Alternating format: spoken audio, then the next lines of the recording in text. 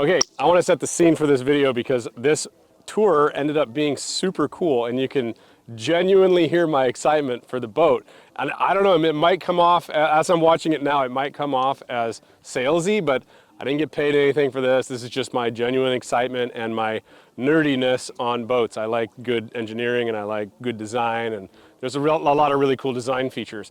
But the story of this boat is I had never been on a Sirius boat, and I got a couple of emails from Bobby Brady, actually, Mike Lookenland. He played Bobby Brady on the Brady Bunch.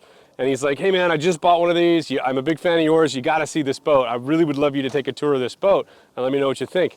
And finally, it happened, and it was kind of spur of the moment. It was in the morning before everybody got on board. They kind of closed the boat off just for us, and Thorsten gave me a tour. He was such a cool guy. Thank you, bud. And I was super impressed. So again, what you hear in this video is my honest excitement. I just really like the boat. I'm not a salesman on it. I don't get kickbacks from this or anything. Yeah, so let's get to it, man. It's going to be a cool tour. Much love. Thanks for joining. Bye. What's up, everybody? I have a very special video for you. I'm here with Thorsten Schmidt. He's the owner of Sirius Yachts, and we're going to take a tour of the new Sirius 35.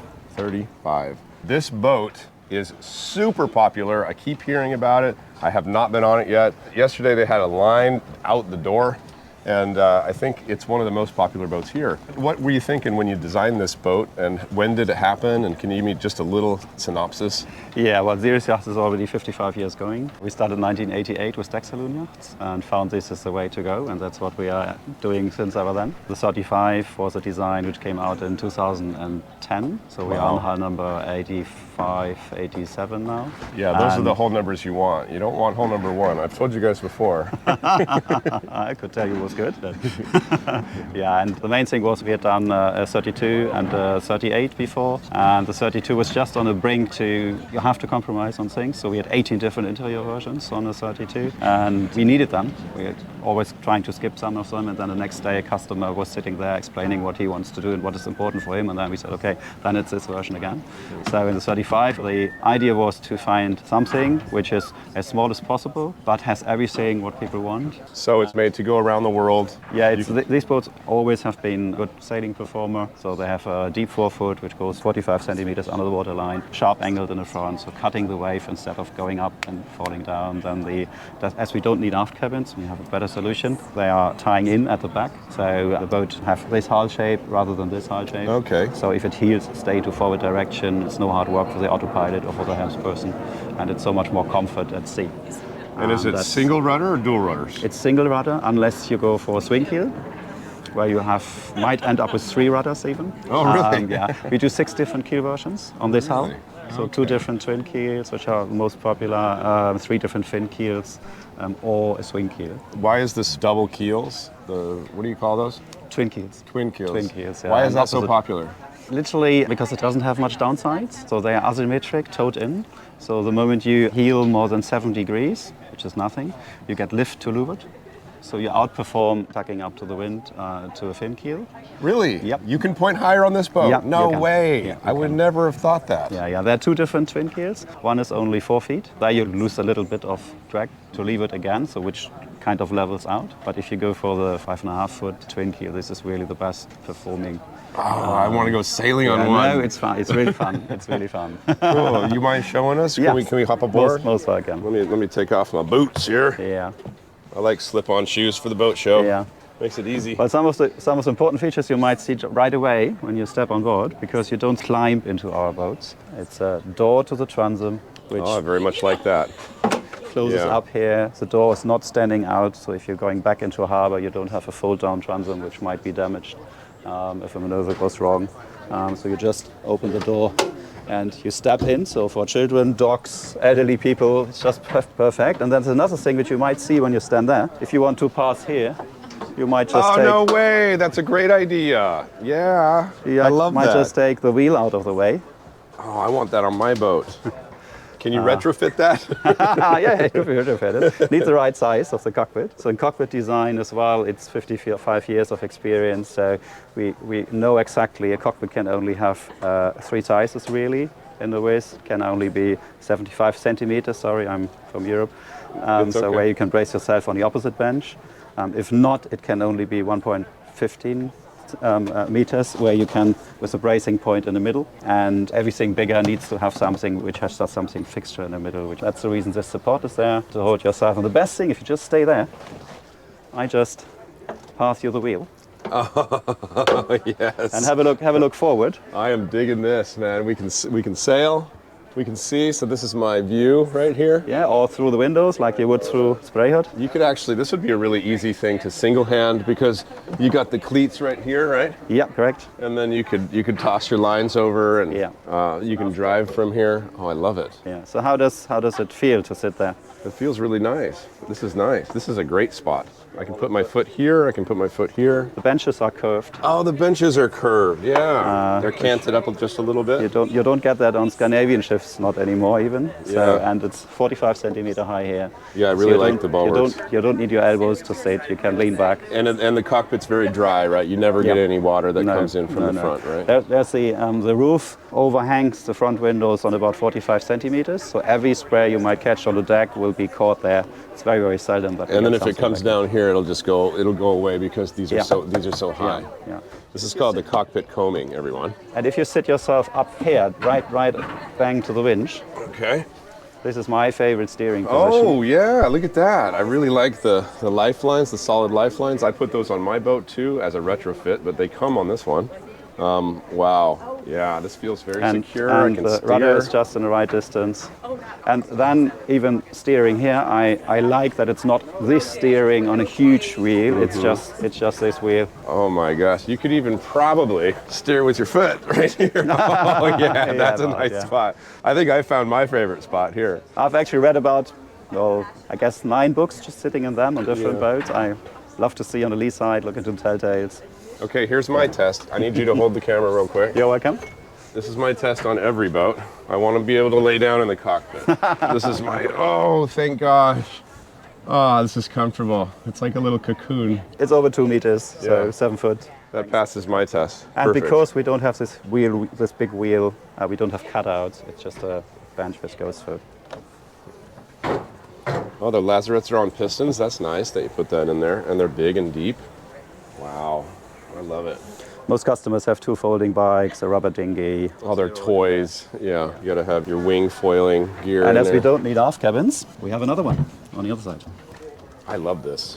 That's so cool.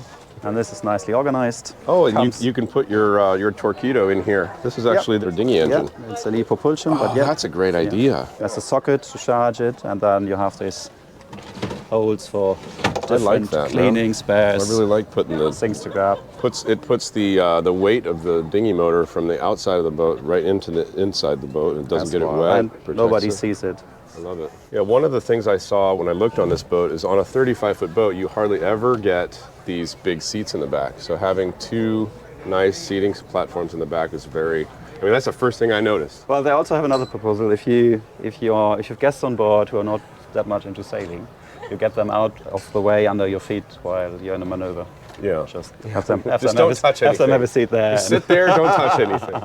Yeah, this is interesting. You put the Traveler up here. Yeah. I like that. Yeah, Yeah, that's a good spot for it. As long as it's strong enough, which it looks like it's strong yeah, well, enough. this very boat, has sailed 11,500 miles to here, all the way from Germany over Sweden and Norway, and then Spain, Canary Islands, Guadeloupe, and then up the intercoastal waterway. Wow, beautiful. Mostly single-handed by the owner who's on board to show people around. Well, yeah, we're gonna have to meet him. Yeah. Yeah, he sounds like a You're cool welcome. one. So yeah, no problems with this. A lot of the boats nowadays are going to this single point Traveler, and I'm a fan as long as it's strong enough.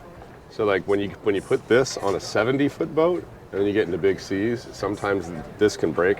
But you know the loads on this boat are nowhere near what it would be on, let's say, a C&B 66 or something like that. It adds a lot of security because this doesn't hit anybody, wherever it is, even if it's far out, because that part which could hurt you doesn't move, Yeah. or doesn't move much. And the other thing is it's right there where you have the biggest force. And this is a 8-to-1, 4-to-1 system. So if you have to be fast, you're pulling both. If you want to fine trim or if it's too much to hold, you just hold one of those. Yeah.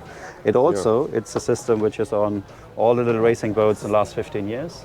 They don't have travelers anymore. They have a higher point. Yep. And the reason is also if the boom is in the furthest in position which you would have with a traveler, and you make a cross over this point, you end up as a traveler about this wide.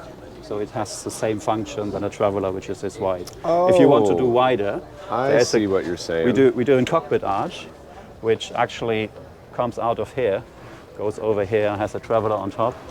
So you can tune it a little better? Well, it's literally not for trimming. The main reason for this cockpit arch and the traveler on top is you get this out of the cockpit, and you can have a full enclosed bimini all the way over the whole cockpit while you're sailing. Now it's a sip-on. So if you're on an anchorage or in a harbor, you just sip on the extension of the bimini. But sailing-wise, it's only the aft part of the cockpit shadowed. But if you are in an area where you need shadow everywhere, even while sailing, then you get this onto the arch and have the cockpit fully enclosed. I love it. There's all the reefing points.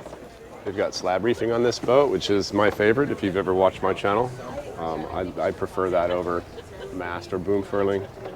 Looks like this is a Solent rig. You got two. Let's go check out the rig real quick. It looks like all the lines are nicely routed. Oh, wow. They're almost touching the boat, but they're not. I love it. Well, that's only because I put the sheeting point absolutely forward. Oh, yeah, not okay. to hurt anybody's toes. So, yeah, so it would be out of the way of everybody. I see. So see what you can see here is its grab rails are just, I am 6 foot something. It's just on the right height, and then you have rails outside where you can actually stand on or lean on or whatever. Is that standard on your boats here? That's standard, yeah. Good. Here's that eyebrow he was talking about.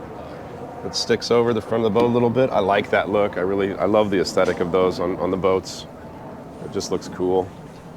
Wow, this is pretty. Flush hatches. Yes. Remember I talked about flush hatches? You always need a channel for the hatch to drain, right? So when you do flush hatches, you have to have the water. You have to always think about where the water's going to go. You see here, it comes out here. So that's important. If somebody's ever retrofitted that on a boat, you got to be careful. Wow, look at this anchor locker. It's huge. Whoa, you could live in there. Wow, look at that LaFrance Tigris windlass. That thing's the best windlass you can get. I love those. I want one. With up to 200 meters of anchor chain in there. Wow. This is 150 meters. I'm getting in. Oh my gosh, this is beautiful. What a space. I really like this. So you open this and you control it from here while you're kind of in here, yeah? Correct, yeah. And then you've got your, this looks like a 100% self-tacking jib right here. So that'll be on this little traveler here. Correct. And then this is either a bigger jib or probably a 135. 140? That's what I was going to guess. Yeah, 135. And then you probably could put out a code 0 out. Oh, look at that. Correct. It's already there. So that'll be for a code 0 or an asymmetrical. And then I'll go up to the top to the spinnaker halyard. Beautiful. Yeah. And the winch is under the deck. So the mud you're getting up with the anchor chain doesn't clutter your deck and your white sails. It all stays in there and it's easy to be washed out with the anchor chain. So did you have, so the anchor actually, the chain goes through. I didn't even realize that. So the bow roller's underneath the boat and you go under here. Oh yeah, look at that. Do you have any problems with the anchor not coming up right, or? No, it's a swivel in it, and it turns from the weight. It turns automatically. The two rollers are placed in a way that it always turns the right way. I really like that situation. It never gets mud on the deck, which, I mean, if you've watched my channel, you see some of these places, especially in the Chesapeake, it's all mud bottom, and it's a problem. Oh, really cool. And then see the height of the foot rails. Yeah. So you can literally walk in them if you have to go forward. Yeah, he's saying we could brace here. There's the tow rail here, so you can brace there when you're underway, and then you don't fall off the boat. It's a cool system. I love that the whole bowsprit comes out here. Wow. You could almost put a seat out here. That'd be cool. We have longer versions with a seat in a few. Okay, okay. Like that. Well, I'll take that one. Okay, it looks beautiful. I like the rig. It's a fractional rig, but you know, you guys have probably seen my fractional versus masthead rig videos, and I'm not a huge fan of fractional rigs for cruising boats, but if you have 3 different furlers, you're kind of negating the problems that a fractional rig has for a cruising sailor, because you know a lot of the time the 100% jib or 90% jib isn't enough for downwind. But since you have this takes care of your downwind. So I do like this rig. It's good. And it's a 9/10, so it's not that fractional. Oh, good. Can we see inside? Yeah, I'm sure. sure everybody's Absolutely. dying to see inside. It's got nice cleats. These are one of the things you need to watch for when you're looking at a boat. 8 of them. Oh, 8. God, that's great. We need very stout cleats. We need good, solid mounting points for when you have problems, or when you never know. I've seen people rip their cleats right off. I'll let you go first. You can kind of guide us through. So the main point here is we're actually not going down. We're just going in. I love it. All right. And have a seat up there first. Oh, this is nice. To Wait a understand minute, what's hold on. going up here. This is the spot right here. Oh, it's cozy in here. It's nice. Wow. This is great. Look at the visibility. Like, this is my eye level right here. This is what I see. I see everything. I could do this. This is like a catamaran. Well, the main point here is, while you're sitting there, I'm standing in the galley, or sitting at the interior helm station, or doing chart work, or somebody sitting out in the cockpit. We're all on the same eye level, on the same eye height, and around this eye level the windows are placed, which means whatever function of the boat you're using over day, where that makes sense, so everything except of the heads, shower and the cabins, is up where you can see your surroundings. You can see if something breaks. Yeah, well, the crew can point out lobster pots coming up, and yeah. you see if help is needed. If you're on a normal boat, if you're cruising, you're out in the cockpit, only in the cockpit, doing what you can do in the cockpit. And here you can sit out of the wind, out of the sun, prepare some dinner. Still, if you're in charge of the course, you can see everything. Actually, you can see more sometimes than on most other boats, because you can look under the jenny from a very central point From here. inside the boat. That's pretty cool. Yeah. How tall are you? I'm 1.85 meters, so that's 6 point, I don't know really. You're like 6'2", 6'3", something? Yeah, I think we're about the same height. And there's plenty of room up here. So there's plenty of headroom in here, which is nice. Yeah. And this looks really comfortable. I gotta try this out. Oh, like the seats in the back. This is the first thing I noticed when I walked in here. It's this nice chair. Because I spend a lot of time here. I spend a lot of time working. The seat goes up 40 centimeters or down. Oh, So cool. you're either when you're steering, you're on the same level like this here. Perfect. To keep your vision. When you do chart works or work here on a computer, you just go a bit down. You still see out. But, I love it. The Wow. main point is also, if you're steering from inside, that's engine control and rudder control from here. If you're steering from inside in a seaway, you need to brace yourself. So you go into the upward position and brace yourself over there. And then that's the reason we have this rudder control here on a non-slip block. Oh, So cool. you can grab it easily. And You're making the sailing thing too easy.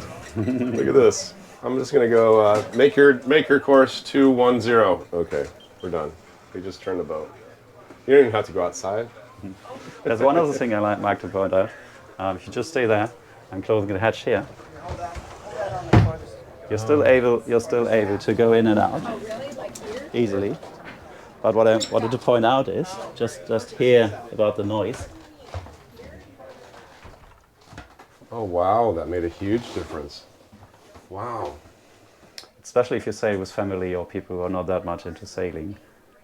This is such a calm and feeling safe space in here. Yeah. So I've done a lot of test sails out of Portsmouth in the UK. That's a really rough area with a lot of tides. And I had one boat show where I've done, I think, 49 test sails in 2 weeks. And the whole of the 2 weeks were 32 to 37 knots of wind. So I called every party in advance, said, well, you know what, a sane person wouldn't go out of the harbor. But I'm here, the boat is here, I can do it, the boat can do it, we can do it. So only 2 parties got out of it. So we went out of Portsmouth in the full weather gear in a 30 knots, 32 knots of wind situation. I always brought some sandwiches, so at a stage when we had clear water, I would say, let's go in. So we closed the door on the hatch, and suddenly it was like 13 knots instead of 30 knots. And then we're just having our sandwiches shedding away until somebody says, well, Thorsten, there's an Isle of Wight coming up, should we make a tug. And then we opened the door and we are back in 35 knots of wind. Yeah. It's, because we're absolutely central here, and it's not high. We have a very low freeboard. We're very near to the waterline because we don't need huge aft cabins and lift everything up. And the hull shape is like this, in a position to this. So I definitely prefer that. It's a calm. It's not hacking through the sea. It's going through the sea. Yeah, she probably points upwind fairly well as well. She You find boats which are fast on a downwind because of the wide back, but then they might be difficult to handle in that situation. Yeah, they don't. I mean, if you guys watch any of my educational stuff, you'll see I'm not a big fan of those big wide stern boats. And yeah, this is my whole shape. If you sit over there, I show you something here. I don't mind. This is the best place in the house, I think, right here. This little corner. This is nice. It's fantastic. If you put your legs up, look at that. There's a lee cloth living under there. Oh, cool. So this is your perfect pilot berth. If your alarm goes every 20 minutes or every half an hour, you don't have to get out. You just raise yourself up and have a look around and check your data, and you might go back to sleep. Well, he's talking about single-handing, so this would be a really nice boat to single-hand. Everything's small. The sails are not super heavy. This would be a perfect size boat for that. And yeah, right here would be your sleeping spot, right here. So you lay down here. You've got a little cloth that comes out to keep you from rolling off, and it just cocoons you. These are always the best sea berths, and it's plenty long. This looks about 2 meters long. It's 220. 220. Wow, this is nice, man. I feel good. And then you can sit up, look around, make sure you're not going to get run over by a big tanker, and then. If you take the back cushions, the way it gets wider. Oh yeah. There's another a book cabinet behind there for stuff. Oh cool. Oh yeah, look at that. Okay, I love it.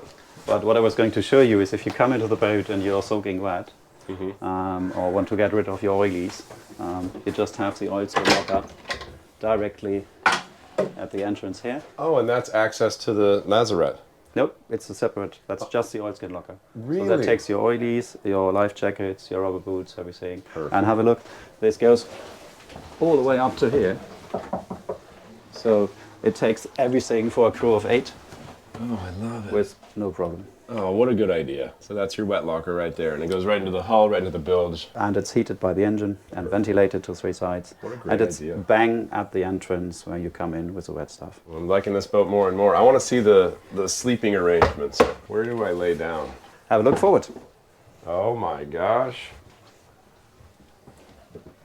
Wow, it's huge. You've got 2 huge cabins. Oh my gosh. I was not expecting this. That's amazing. Wow. For boat shows, we used to say we have a floor contact built in here. So the moment people step onto this area here, it makes them say, wow. Wow, wow, wow. It's just a button. Yeah, there's nobody expecting that. Wow, this is amazing. You probably get that a lot. And you know, this is your sea berth. On an empty 70 feet racing boat, solo sailing, you would sleep bang in the middle above the keel, and this is where this is. So this is the best climate. There's no movement in here. There's a lee cloth, obviously, living underneath, which you can rig up. You can get me sleeping any time of the day, everywhere, in every position, sitting, hanging, whatever. I will sleep, but I can't sleep with slapping water in the back. I simply can't. Yeah. And this is in the center of the boat. There's no slapping water. There's no anchor chain rattling. This is where you can really get to rest. This is beautiful. And if you're prone to seasickness, this is also the place to be. Yep, absolutely. And you can watch out. Yep. Children love that, trying to see fish. Yeah. Windows are bulletproof, military grade. Hanging locker. Got one window here, a bunch of windows here. This is beautiful, brother. Wow, I did not expect to see that. And then here's the head. Access by both of the cabins. Yeah, these are Jack and Jill doors. You've got one here, one here. Yeah, there we go. Perfect. That's the way to go on a cruising boat. It's actually, if you're 2 couples, you don't want to go in your night grown through the open maybe, and so everybody has his own entrance to the heads, and then you can close the doors from the inside. Yeah, beautiful.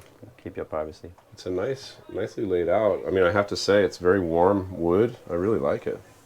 What kind of wood is this? Teak? Sapele mahogany. Sapele mahogany. It's beautiful. I love it. And then you have the guest cabin here. people have difficulties to decide which is the master cabin. Okay. Well, this would be the one if you're on trip. Yeah. But this is also 2 hatches, 3 windows, lots of room True. to maneuver, to get in and out of your clothes. Mm-hmm. Probably a little bit more air. And big, also. This is very big. This is the entire boat. They're using the boat from gunnel to gunnel, which is nice. I really like the mahogany. It looks nice in here. And also, you have a hanging locker here. Same one. And a little seat. Are these boats, the interior is set, or is it customizable? Can I move this out here and have a bigger locker? They're all made to measure. Oh, cool. Oh, that's nice. So we're building every boat after the owner's ideas. Cool. We have a say in that, obviously, and so there are lots of different versions. And we do, by now, we do 29 different countries, but all directly with our dealers, because we like to be in direct contact with the customers and like to understand their area of sailing and their ideas about sailing. And ever so often there are differences to the other guy, and then we try to find solutions for that. I can't thank you enough, Thorsten. This boat is amazing. I see you already have a huge line. Yeah. So You have? I'm not going to hold you up anymore. But you've missed 3 rooms so far. Oh, really? Did I really? So first of all, here's a separate shower cabin, Oh, no way. because this is the only way that works on boats really. And then you have a. That's this the door. is That's the nice. door to I the really shower. like this. This is actually the front cabin door, and this is the shower door. It sits on magnets. I love it. Yes, close that's that what up. you need. Yeah. And it can protect the door too if the door is closed. Yeah. Right? So then, this is what the Deck Saloon does for you as well. Oh, yeah. Wow. So this goes all the way through and around the corner. This is again the center of the boat. So this is where the captain wants to have the weight, where you can have all your storage for food and drinks and whatever. And then No through holes in here or anything? No. Good. nothing. And then you have huge Wow. drawers everywhere. They're all custom fit, so people deliver us their crockery and cutlery, and we find a way Oh, that's amazing. to fit that in, and that goes through and through here. Wow. Beautiful. Well done. Look at that joinery, man. I mean, I'm telling you guys, this is the best. This is the most important thing when you're looking for a boat is the joinery, the keel, the bottom structure, the rig. You got to look at all of it. So if you're working here in the galley, see how you can brace yourself in a seaway. Yep. You can lean onto. Let's see if I can see. Yeah, here we go. They're grab So, rails at the right height as well. Beautiful. I love And it. you have a lookout. You can see out when you're cooking. And you have just enough space. It's not a 70-foot boat. And you don't want, the people that are buying this aren't looking for a humongous boat. They're looking for a boat that they can handle by themselves. So plenty of room to cook. Corian countertops.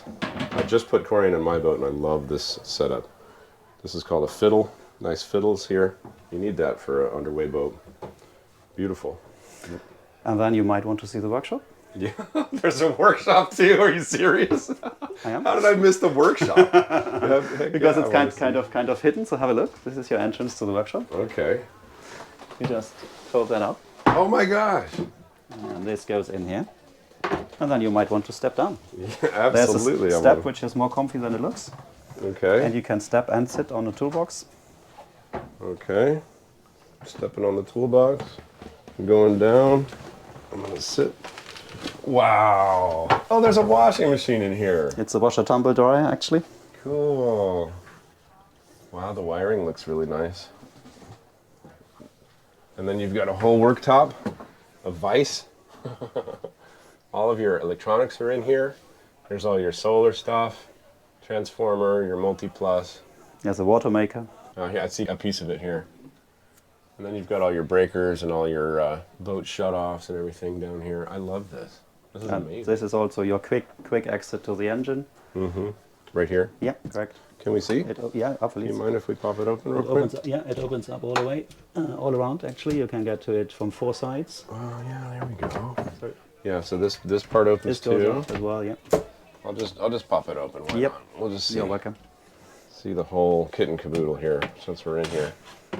Oh yeah, that's perfect access. I actually really like this kind of style of not putting a walk-in engine room and just putting a good access from all the sides of the engine, so you can change the belt, you can change the oil, you can gap the valves if you have to, and you can access all the parts. This is great. And it comes in as the last part of production. It just goes down the companionway and backwards. Right here, it comes through here. Yeah. We had a situation where we had to take it out by boom and halyard, so that also works. Yep, I've done that before. So if that's possible, I mean, I'm telling you guys, if you screw your engine up, it is a pain in the butt if they put it in first. So the fact that they thought of that is kind of key. This is beautiful, man. It looks really nice. And you said that this has 11,000 miles on it, so it's got to be at least a year old. 11 and a half, it's 4 years old. 4 years. Wow, it looks great. Still looks in show condition. Wow, this was unexpected, this room.